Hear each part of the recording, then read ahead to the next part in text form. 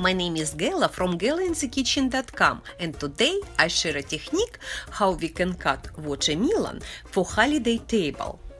For this project we need large watermelon. I like this technique because it's not only cute serving, it's also easy eat watermelon for our guests.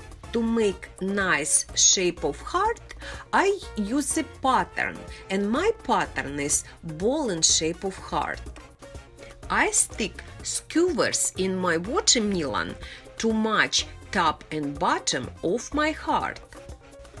Now I turn around my watermelon and use my pattern again.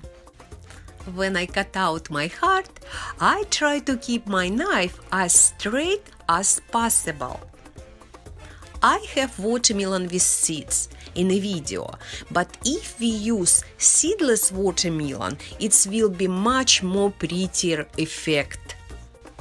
And now easiest part, just to slice watermelon, and its looks will be from the top as sunrise out of the heart.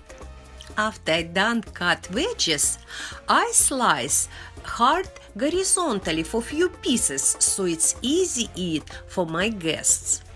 I really like this simple technique how to cut watermelon.